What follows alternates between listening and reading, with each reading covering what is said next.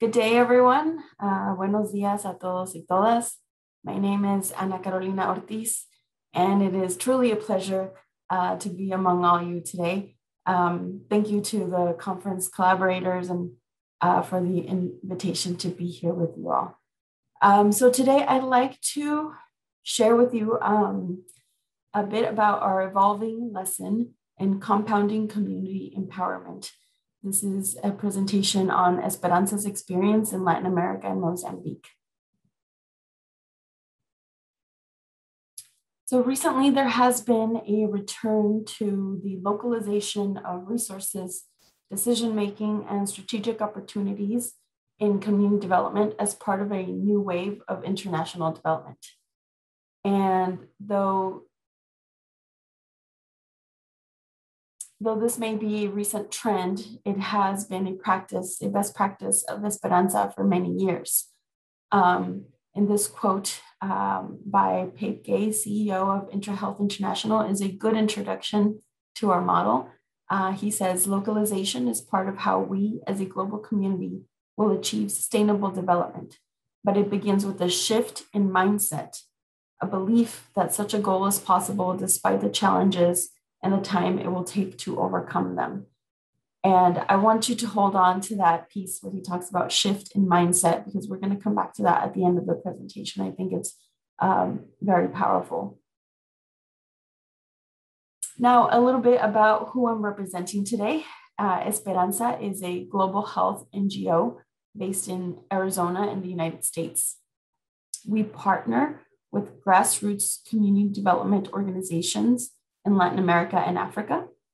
And our work connects communities to clean water, safe housing, food security, health education and prevention, and treatment as a way to achieve health equity for everyone, which is the vision of our organization. So these partner organizations, they're independent NGOs led by local community development practitioners focused on building local capacity. They are responsible for identifying priority needs based on participatory community assessments. They develop the sustainable projects to meet those needs, and they implement the projects with community participation and input. And Esperanza's strategic partnership with these organizations supports the scaling up of programs and projects to have a greater impact on the communities that they serve. And here are the representative organizations that we partner with. So community empowerment really is at the foremost in all the programs that we implement. In fact, community engagement and ownership of the work is a requirement for the work to move forward. Community members are an integral part of the initial community assessment, ongoing discussions about priorities, resources, and assets, and the overall implementation and long-term success of the work that we do. So here in these photos, you see an example of the work that we do in Nicaragua. One of our biggest programs there is access to clean water.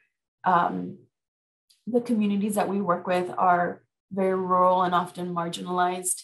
They do not often have support from the local governments in terms of essential services such as access to clean water. So it is oftentimes up to the communities themselves to organize and advocate for their needs and rights.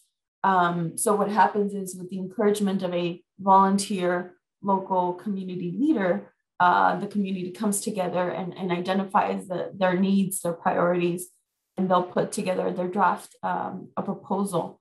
Once this proposal is ready and the community has agreed on what their priorities are, they submit the proposal to us, and we begin the collaboration. So we confirm the community assessment. We visit the community to make sure that what we see on paper is actually what is happening in the community, as well as to confirm the assets that they have. So for example, in this, as I mentioned in these pictures, we're talking about access to clean water. So the top photo shows a group I know it only shows men in the picture, but I assure you there's also women involved in the process. It's a group of the Community Water Committee.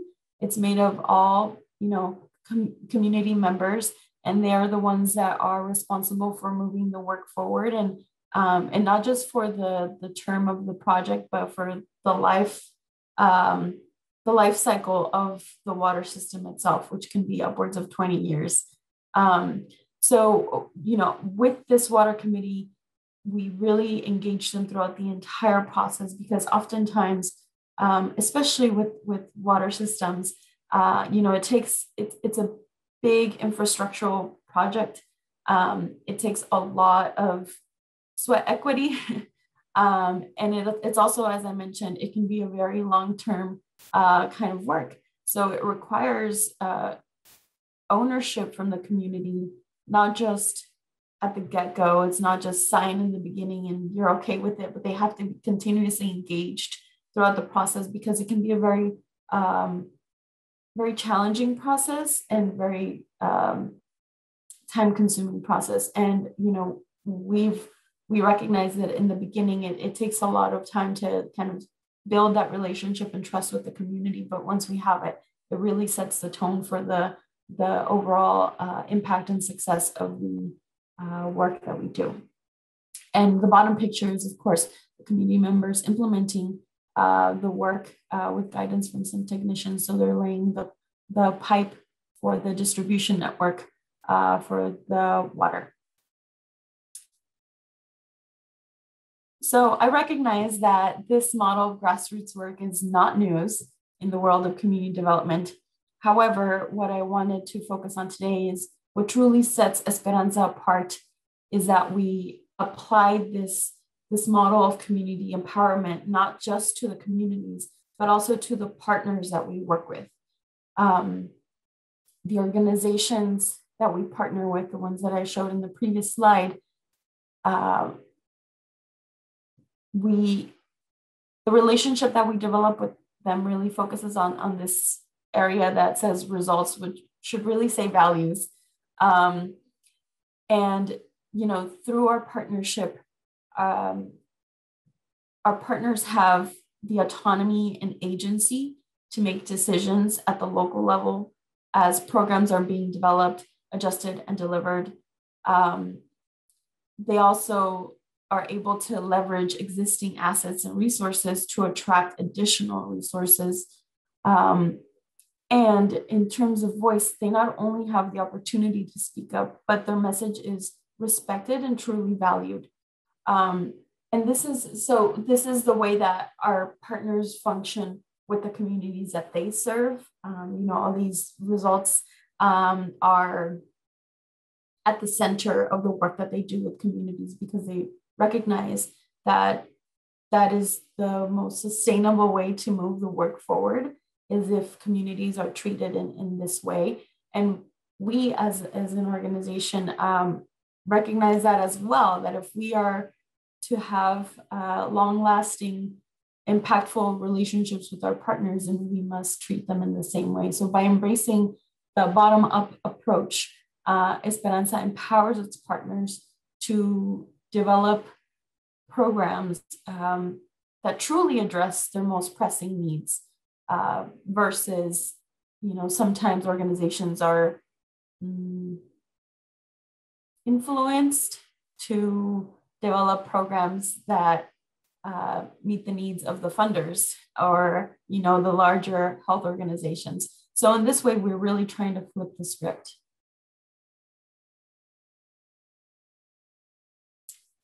Now, challenges with this model. It may be difficult for some external stakeholders to grasp and kind of wrap their mind around this concept. I'm talking about potentially funders, donors, board members, leadership. Sometimes we see that they want to resolve community problems, and they just jump in with, solutions. And at times it is without a full understanding of the environment, of the issues, of the political underpinnings, or whatever, what have you. And these behaviors are often rooted in a paternalistic, neocolonialist, and white saviorism. And as practitioners and advocates for the communities we serve, we must dismantle these outdated practices and strive for a more equitable system in which communities and community development organizations are setting the priorities. At Esperanza, we still have a ways to go, but we are determined and focused on connecting our partners to each other in hopes of kindling South-to-South collaborations where they not only implement and deliver the programs, but also identify the major strategies and priorities for the work moving forward. And this was a big lesson that we learned, especially throughout the pandemic. As you see, this image here is, of course, of a Zoom meeting. But during the lockdown, we had a realization that, even though up until that point, we had very close relationships with each of our partner organizations and the leadership there, they were one-way relationships, and our partners themselves had never met or collaborated or exchanged information amongst each other. So I think the need of connectedness that came up in the pandemic really laid the groundwork for us to come together in this format and start sharing our work in different ways that we hadn't even really thought of before. And I don't know why not. It's what we call low-hanging fruit, right? It's an easy thing to implement. So now, because of our experience during the pandemic, we have these regular quarterly meetings with the leadership of each of the partner organizations, and it has been an eye-opening experience. I know you just about at the end here, yeah. Yeah, you are. You're right at the end. I thought you were. Yes, thank you. So just to finish, I'd like to again thank all the conference planners and contributors, my fellow presenters, and of course, my colleagues and international partners whom are essential to this work. So thank you very much.